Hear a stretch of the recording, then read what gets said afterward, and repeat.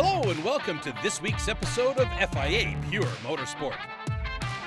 The rally season is already in full swing. We'll take a closer look at the action in Kenya and San Remo. We'll visit the first female Emirati race driver, Amna Qubaisi. The two-time European Rally Trophy champions reveal how they approach a rally course, and much, much more from the FIA world of motorsport.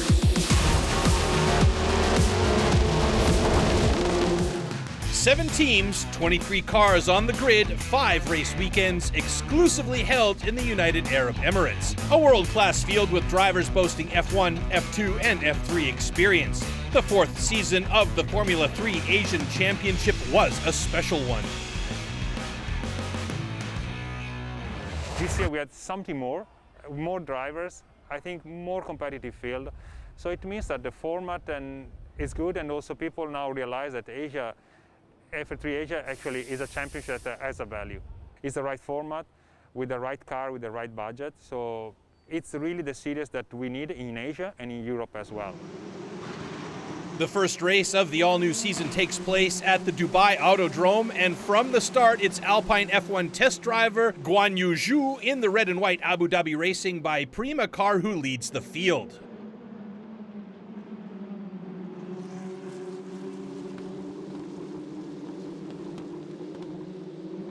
Not one opponent can keep up with him, and Zhu is never really challenged.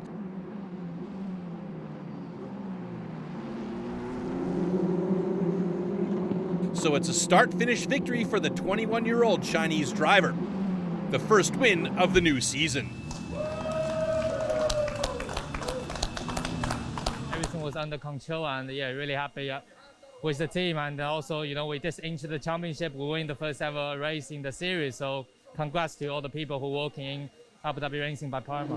Zhu also wins the second race, but has to retire in the third race of the season after an accident with Jehan Daruvala. This is a big opportunity for Pierre-Louis Chauvet.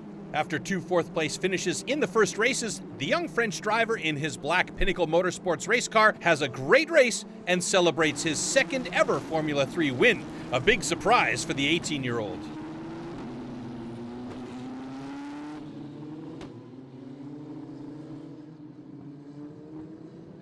I was a bit under the pace, and then I tried to push as much as possible and to make overtakes, and finally I did it, so I'm really, really happy. So Zhu has just a single-point lead after the first round of the series.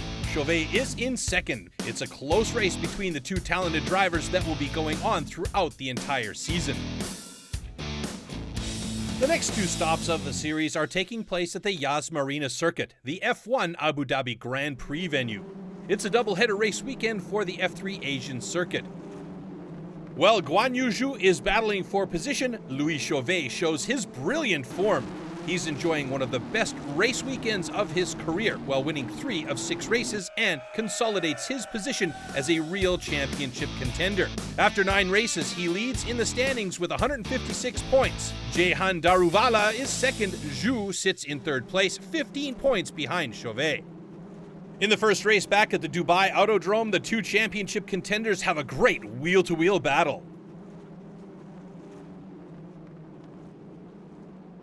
Chauvet takes an early lead, a lead he never surrenders.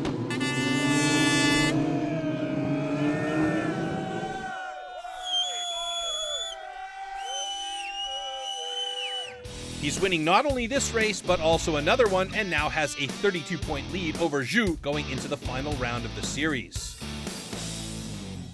3 races to go, and the title will be decided in Yas Marina circuit, this time using the full F1 Grand Prix track. Under the lights, Zhu starts on the left from the pole position in race 1. But Patrick Pasma takes the lead into the first turn. Chauvet in 6th place, and he runs off the track, the title seemingly slipping away. Pasma crosses the finish line first, but is given a 5-second penalty for speeding under a yellow flag, handing the race to Zhu, who cuts Chauvet's series lead in half. In the second race on the next day, Patrick Pasma is in the lead again. Zhu tries to attack him, but runs off the track, but he stays in front of Chauvet after coming back on course. Unfortunately, the Frenchman has to retire and can only watch Zhu finishing in second place.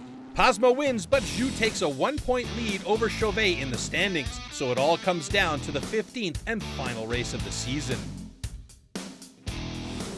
Zhu in the first car on the left on the pole position with a great start, leading the field into the first turn. While Zhu is extending his lead, his biggest opponent is in the middle of the field and unable to keep up with the pace of the drivers up front. Zhu wins the F3 Asian Championship. Firstly, huge thanks for my team, my crew, Abu Dhabi Racing by Prema, all the hard work in the last 4 weeks. It's been tough, and coming to the last round with 32 points behind, it wasn't easy.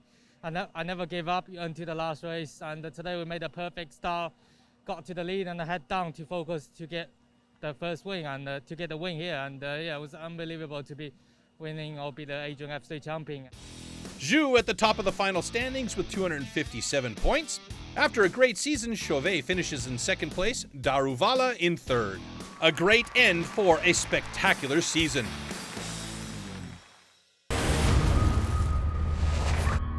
Amna Al-Qubaisi is the first Emirati female race driver. She's just 21 years old and already a history maker, a social media personality, and a race driver with a not ordinary background.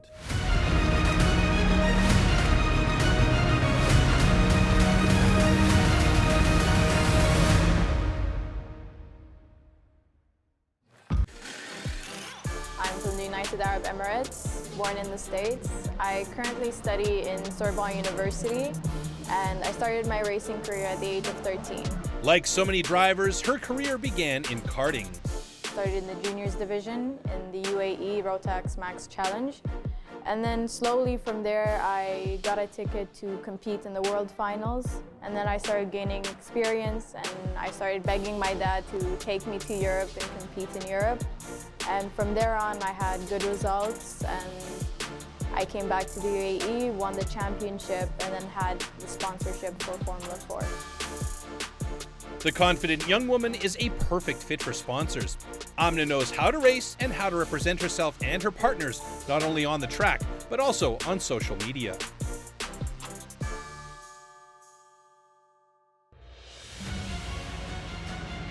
She put a lot of practice, training, and hard work into her career, and in the end, it all paid off. The biggest day of her life as a race driver happened in 2019.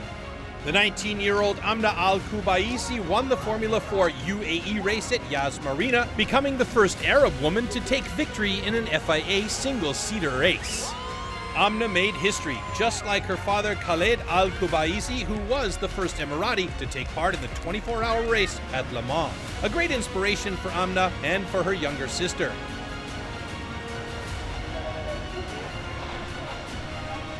He was actually my first inspiration. I first started gymnastics when I was much younger. I've done it for 10 years, and I was gonna go to the Olympics, compete in the elite division. But then last minute I changed my mind and went for racing thanks to my dad. A good decision. Amna is living her dream. But her first year in regional Formula 3 was tough. The switch from Formula 4 to Formula 3 is a huge step for young race drivers. It's completely different compared to an F4 car. There's a lot of downforce. It's physically tiring. I did not expect it from a Formula 3 car, not just the speed, but the downforce. So yeah, it's something new and challenging for me. A challenge she accepted and mastered. Even without a podium ranking, she sees the season as a success. I think I'd rate my Formula 3 Asian campaign as a 8.5 because not being in a car for 1 year and being almost a second to 2 seconds off is a huge achievement for me. Now she wants to go to the next step and master the next challenge. My future goals is always to climb up the ladder, and for everybody else, you know, F1 is the main goal. But for me, for now, I think it's just to climb up the ladder and get good results and then move up to the next level. We're pretty sure that Amna Al-Qubaisi has not reached the end of that ladder.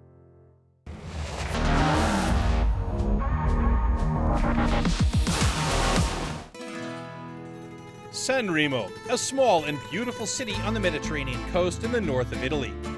With great historic buildings, majestic hotels that served in the 1960s, 70s, and 80s as a hotspot for tourists from all over the world who wanted to visit the Italian coast in search of their taste of La Dolce Vita. So Sanremo is the perfect match for the FIA European Historic Rally Championship, which features cars from the golden era of rallying. Porsche 911 Carreras, Audi Quattros, Ford Escorts, Lancias, and Alfa Romeo GTAs. Cars that made history and remained in the hearts of fans. Cars that are unique and stylish.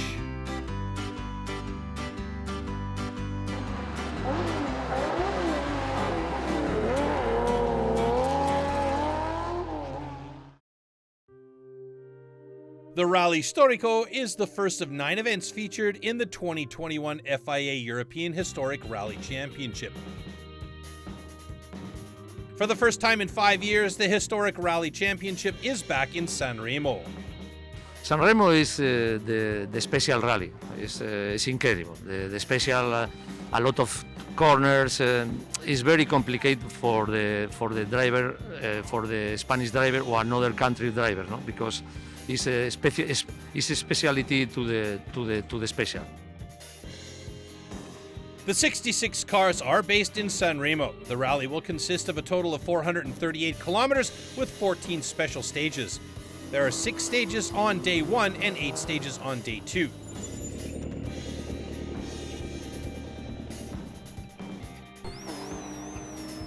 Sinistra 4, dentro 50.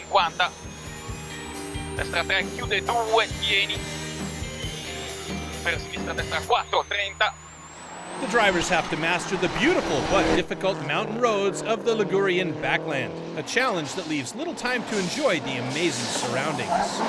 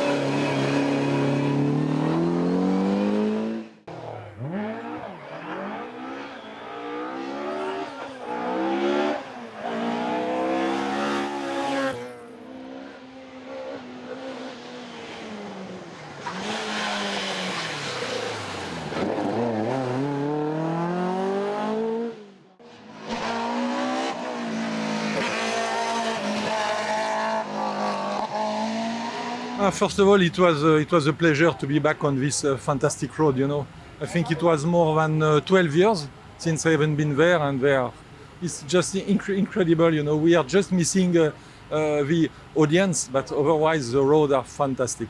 Amazing scenery, and what an amazing place to be rallying. After day 1, Lucio De Sanche and Daniel De Luis in the Porsche 911 SC hold a 34-second lead ahead of reigning champions Lucky and Fabrizia Pons in the distinctive liveried Lancia Delta Integrale. And the leading team finishes the second day of the 36th Sanremo Rally Storico, where they started in the morning holding a commanding lead over their nearest rivals to secure their 4th victory in Sanremo. The car was perfect. The mechanic, all my team, I have to say thank you to all the people they had me for his success. The Ford Sierra Cosworth 4x4 of Daniel Alonso and Alejandro Lopez finishes in second place almost 5 minutes back, with the Porsche 911 SCRS of Emano Sordi and Romano Brefiori finishing in third. A great start for Lucio De Sanche and the FIA European Historic Rally Championship. Now let's have a look at what else is up in the world of motorsports. Here are some of the latest bits of news. In its 5th season, the F4 United Arab Emirates Championship again showed spectacular motorsport by young drivers. In the end, the best of them was 15-year-old Enzo Trulli. After 5 rounds and 20 races, the son of former Formula 1 driver Jarno Trulli won his first single-seater title by just 1 point, holding off Delano van Hoff. The Dubai International Baja is the second round of this year's FIA World Cup for cross-country Bajas, and it attracted competitors from 11 countries. They all tried to master the big dunes and the notoriously soft sand of the Al Qudra Desert, a task that presented problems for some drivers, but not so for Saudi Arabia's Yazid Al-Raji and his British co-driver Michael Orr. In their Toyota Hilux Overdrive, they dominated and won the rally by an emphatic margin of 33 minutes 49 seconds. Despite an earlier collision, the UAE's Khalid Al-Qasimi and German Dirk van Zittewitz finished second. Yasir Saidan and Alexei Kuzmich in their Mini Cooper Works rally came in third place. The Rally San Remo is one of the most traditional rally events in the world. It was held for the first time in 1961, but the 68th edition was one of the most exciting in its history. On the first stages, the drivers were challenged by wet roads and rainy weather. The lead changed from stage to stage, positions 1 through 4 just separated by a few seconds. In the end, 2 Irishmen, Craig Breen and Paul Nagel, in their Hyundai i20 R5 coped best with the varying weather conditions.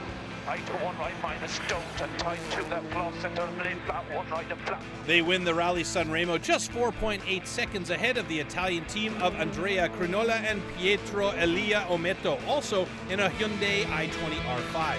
A great third place for Fabio Andolfi and Stefano Savoia in the Skoda Fabia R5.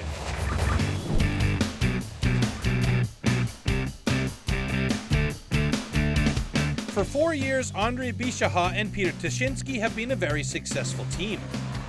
They are 2-time FIA European Rally Trophy champions. A big part of their success is their good preparation. A few hours before the start of the first stage of the INA Delta Rally 2020 in Zagreb, FIA Pure Motorsport had the chance to accompany them during their reconnaissance. Although the rally organizers are handing out an official road book, during the recce, the co-pilot writes down shorthand notes on how to best drive the stage. I'm writing pace notes for him, what he like to see on the road. And I must read it on the stage exactly 1 or 2 seconds before he want to know it. So I'm a second brain for him. The pace notes have to be more specific than the notes in the official road book.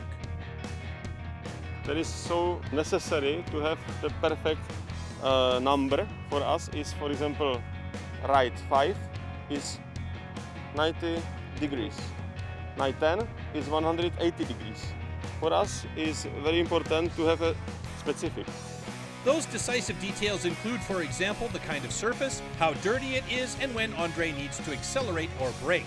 It becomes, of course, even more difficult when they have to drive at high speed. Too much information in too short a time. We choose some special word, which I never use normal. It's because I need to imagine the place. So the driver has to have a good memory and the co-driver has to have good sensors in his back. I must feel the car in my back because I can't watch outside because it's very, very, very fast. I set left 5 and then I can read again another corner. Just thinking about it. Not watching on the road.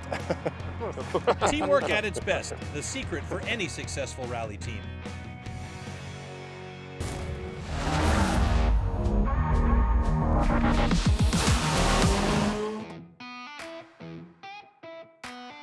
Kenya is a great country with a beautiful and varied landscape. Deep rainforests, high mountains, valleys, and bushland. And everywhere a great variety of wildlife. Also, Kenya was always a rally country. Since 1973, the iconic Safari Rally was an important part of the WRC schedule.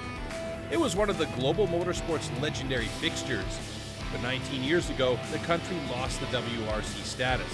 A sad period for all African rally fans that will end this summer. Kenya's fabled Safari Rally will return to the FIA World Rally Championship. I don't think that the Safari Rally can ever be removed from being part of the heritage of our country. It's always been the heritage. All of Kenya is looking forward to the event. This also puts the Equator Rally Africa as an important race of the FIA African Rally Championship into the focus of drivers, media, and organizers. This rally is a gravel rally, and it is run in conservancies or private land or closed roads, where we also have wildlife. Like the Safari Rally, the Equator Rally offers challenges for the organizers. The rally takes place in a wildlife preserve. Wild animals meet fast rally cars, course marshals at work, and curious visitors. So the Equator Rally offers various safari officials, including stage commanders, their deputies, setup crew, and media personnel, an opportunity to savor a real event situation. The organizers can test their structures for the WRC Safari Rally. This also applies to the rally teams because the Equator Rally will use 6 special stages that will also feature in the Safari route. A good chance for the drivers to get a feel for the challenges that the rally in Kenya presents. It is a very, very challenging course because the weather keeps changing drastically, and suddenly you could have wet in an hour, and in 2 hours you have dry weather. Challenges that the teams are looking for. So the starting list reads like a who's who of the best African rally drivers. Guy Botteril, a 2-time South African champion and the winner of the last ARC event, the Rally Bandama, held last February.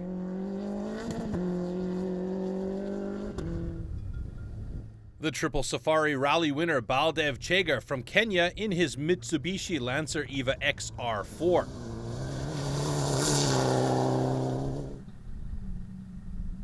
Yasin Nasser from Uganda in his Subaru Impreza 8. And one of the big favorites, the 5-time Safari Rally winner, Carl Tundo in his first outing in a VW Polo R5.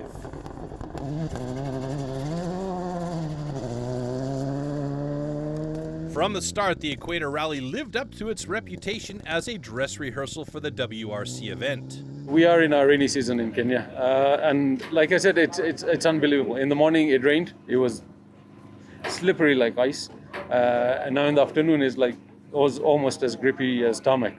So you just go with it. You can't control the weather, to be honest. Early morning torrential rains and muddy conditions made the first stages rough, challenging, and unkind to the tires, with many rocks hidden in deep mud puddles. Most of the drivers had big problems staying on the track, acted very cautiously, and were relieved to make it through these stages.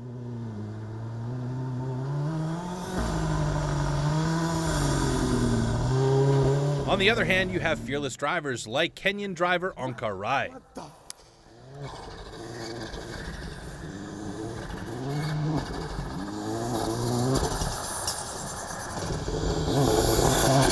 The experienced Guy Botteril got everything out of his Toyota R5.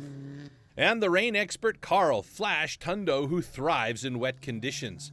This is exactly where he laid the foundation for his first success at the Equator Rally. He led the Kenyan round of the Continental Series from start to finish, winning 10 of 11 stages. It's amazing. It's feeling good to get the car back in one piece.